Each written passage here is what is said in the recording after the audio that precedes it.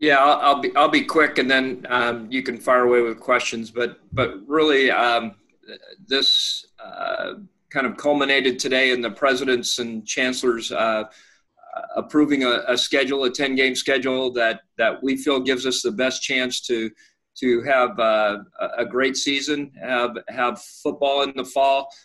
Delays the start. We were listening to advice from a number of medical professionals, our medical task force of the SEC and others, and felt like delaying the season start, kicking back the championship game a couple weeks gives us flexibility to deal with things that may happen during the season. So we're excited about this.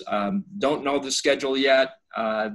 That's probably another a lot of conversations that'll take place. But I know we have another call tomorrow and 3 next week. So I think we'll get it done shortly. With that, I'll open it up for questions. We'll go to Mitchell 40 first.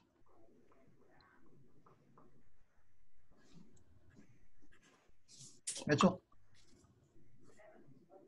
No. Yeah, can't hear you. All right, can you hear me now? Sorry about that. Yep, no problem. Cool. Jim, you may not know this yet, but do you have an idea, or when will you have an idea what this means for the buy game contracts? Don't know yet. This has evolved, and we're obviously taking a look at those. You guys probably have those contracts, those non-conference contracts. So at this point, I don't really have any comment on that. Peter Baugh.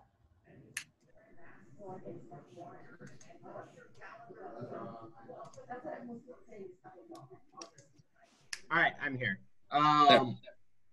So I guess what's kind of your level of concern about if this can go on as planned with other students coming back to college campuses, when we've seen that, I guess, college campuses are kind of a hotbed for this virus spreading? Yeah, I think that's part of the reason why we've delayed the start of the season. Campuses will start to fill up starting middle of August, and if there are outbreaks, that it gives an opportunity to settle those down and get under better control. But that's something for the experts. I think that's the advice we received is to give that an opportunity to play itself out, and then start the season fresh September 26th. Eric? And or could I get a quick follow-up, Nick? Yeah, sure. So you said previously that if campus is still open, but there's not necessarily in-person classes, you think that like college football could go on. Is that still a scenario you've thought about, and is that still like a possibility? Yeah. So right now, we didn't have in-person summer school, but there were students on campus. There were vet med students, there were research students. So there's other students. As long as the campus is operational, I feel like we can have football. Whether there's Mizzou is planning on in-person classes and blended classes and a variety. So I think they're ready to pivot and adjust as needed as well. Thank you. Eric? Because of moving back the season 3 weeks, does the date you want to determine whether fans will be in the stands also move back, is that still a by school decision, or is that going to come from the conference level now as well? So what are you asking there? Has a determination been made now that you know that you're moving to conference only, whether there can be fans, or has that decision also been taken away now? Or No, that hasn't been taken away, and actually gives us more time. But we're planning. Probably we had targets of 50 and 25, and I think we'll adjust, but it'll probably more be towards the 20% range is what we'll probably be targeting and see. But if things change and we have a chance, the way the past schedule was, we had a break in there, and we thought we could there was about a 3-week where we didn't have a home game. We thought we could pivot in there and adjust, but we'll have to see what the schedule looks like and see if there's opportunities in the schedule.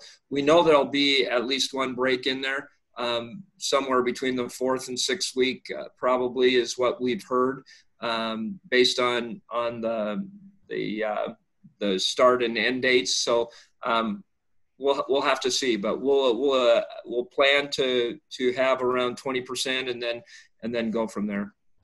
Dave Matter? Jim, I don't think you guys have released your positive test cases lately, but just how do you feel where those numbers are, where they're trending? Do you feel good about the program you guys have? Yeah, I feel really good about the program we have, and our student athletes are taking responsibility. Plus, our staff is doing a really good job with that and really masking up anytime they can't stay over 6 feet away. So I think it's continuing to evolve. I think we've had some, but they haven't been. Most have been asymptomatic, and so they haven't had any symptoms. But we've been able to isolate and then get those players back. So I think it's going as best as it can, I guess, is what you can say. Colin O'Brien? Hi, Jim. Thanks for doing this. Sorry for the lack of video here. But I was curious, one of the things the SEC release mentioned was that part of the reason for pushing this back was to look at the successes and challenges presented by other sports returning. I'm just curious what your thoughts were on baseball's lack of a bubble that they could create and the problems that's created, particularly for Miami, and how you feel that could impact or might impact college football, which has a similar home and away games and not playing at a same neutral site. Yeah, so I think it'll be a good case study for us to really observe how baseball comes out of this. And you're dealing with quite a few positive tests, and I think it really will allow. And I've heard from baseball folks that they weren't following protocol, and that's how they ended up that way. And so it's probably a good lesson for everyone, a good lesson for the rest of the pros, and not only in baseball but across sports, and then also for our student athletes as they try to keep themselves safe. They might listen a little bit more because of what has happened. So I think that can turn it into a positive. Is there any way that college football could build a bubble or SEC now that it's 10 games, or is that bridge already been crossed? Can that not happen? It's about as we kind of have our bubble, if you will, while they're in their while they're working out and while they're in our facilities. But outside of that, we don't have that control. But you try to educate and mask up, wash, sanitize your hands, do those kinds of things, and make sure you try to stay as safe as possible. And so far, it's been pretty successful. Thanks, Jim. Gabe? Yeah, Jim, first off, do you anticipate divisions staying in place? And then second of all, the ACC, how much conversation was there about the ACC model, about maybe adding one extra conference game? I know you guys don't have one of those traditional games, but how much was that discussed? So early on we had a number, 12 different scenarios, I think, and it just kept shrinking down, and then we recommended this model to the presidents based on where we were, what we felt was best for the SEC.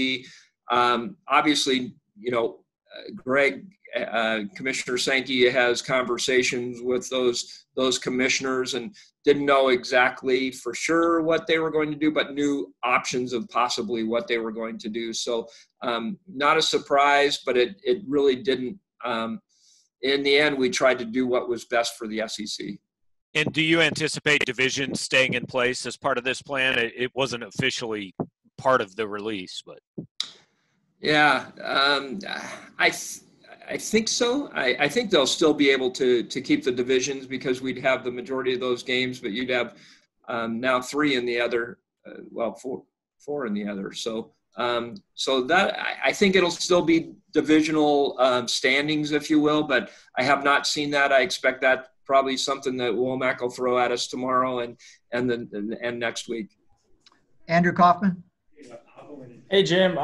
Is fall camp still starting next week? And can other sports, like I believe volleyball was going to start next week too, can they still start practices? As of right now, yes, and we're planning on that. I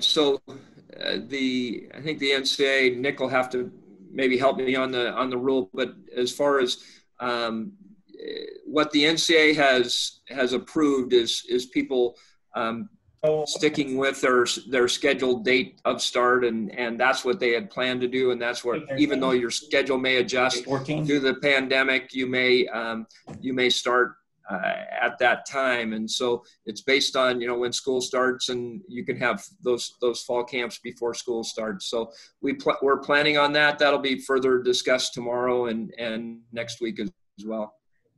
If that's the case, are there extra practices for those teams, like in that space, those 3 weeks? Yeah, so that's to be determined. Anything from taking extra days off, or it could be a variety, Andrew, of how that looks. That's to be determined yet, but we have some ideas, and obviously you can stick with where it's at right now, and that's been approved, and that would give the most flexibility to teams and allow them to peak at the right time, if you will, for the September 26th. You wouldn't obviously go as hard as you're preparing for a September 5th. So they might spread that out, and the coaches would be able to adjust their schedule. Mitchell? Hey, Jim, why ultimately you said, the SEC made the decision, felt best for the SEC. Why ultimately did you all decide against going with the +1 model? It just, it gets complicated to be able to, if you have issues that come up in your schedule, then when it's all the conference, you have the ability to move games and impact, and you can have those breaks. When you bring in another, if you had allowed non-conference, it brings in every other conference into the complicated schedule, if you will, of trying to schedule the games, and so it really complicates it. Probably Mark Womack's the best to explain that to you, but it gets very complicated each time you add another non-conference into it and another conference into it. You have to adjust or try to work in their schedule as well as just your own. Yeah, it really gives you, Mitchell, maximum flexibility in how you have the games built, is how it was really explained to us that way. So Uchi? Nick, you muted me. Hey, Jim. I know you sent out an email saying that you'll probably be playing Arkansas, not at Arrowhead, but in Columbia, I guess. Is that a hard thing to do logistically, like, in terms of contracts and moving the game? I guess it is pretty far in advance. Yeah, we've been in discussions with the Chiefs and had mentioned to Arkansas that it might happen, and the Chiefs are dealing with their own issues of trying to put on their season and having their players and also so they understand, and we'll it's at some point bring a game back there. We haven't determined that, but it's most likely we'll play that Arkansas game here, and it'll stay from what we've heard from Mark Womack, it'll stay at the end of the season. So it would be December 5th. Peter? Yeah, Jim, so I know you mentioned, that Arkansas might be December 5th or whatever, but can you, just to clarify, are you for sure playing the 6 other SEC East divisional opponents and then 4 West opponents? Yes. So yes. Okay. Yeah. So we stay with our East opponents, if you will, and that'll stay the same, and then Arkansas. I know Arkansas, but I'm not sure about the other. We had Mississippi State on, but we haven't been privy to what that schedule looks like. But other than having that traditional rival, will still be in the schedule. Gotcha. And then do you have any, I know, Arkansas might be the last one. Do you have any idea what the first game might be? Have no idea. Okay, thanks. Max? Hey, Jim. Thanks so much for doing this. I was just reading that Arkansas or Georgia, the athletic director announced that masks would be mandatory at the games if there were fans. And I was just wondering, is that an SEC sort of plan, or does Mizzou have a plan for that yet? It's still kind of up in the air. Well, we'll try to abide by the county regulations. If it's mandatory at that time, it would be mandatory, and it'd be certainly recommended, highly recommended. But I'm not sure where we'll be as a state and a county by the time the game starts. Thank you. Dave? Jim, it may be too early to know, but do you not anticipate doing single game tickets this year? Is it probably just going to be season ticket holders and students? Most likely that's what it's kind of looking like. It'll just be our season ticket holders and students. Kimball? Hi, Jim. I know in mid-June, the university signed an amendment to their agreement with Central Arkansas. Has the university reached out to the other non-conference schools and do they try to make a similar agreement, or have they talked to those schools about possibly rescheduling those non-conference games at all? I know it's early, but. Yeah.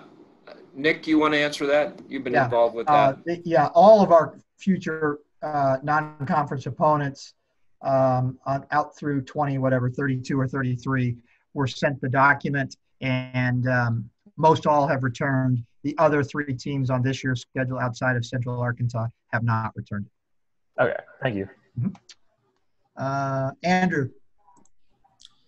Jim, I'm curious about travel. I assume football will still be charter flights, but the other sports, how do you guys anticipate, if the seasons go on, getting to and from games? Great question. And it's one we're still talking about and actually those other sports, soccer and volleyball, are looking at those schedules haven't been determined yet as far as conference only. Most likely it'll probably head towards that. It's heading towards that.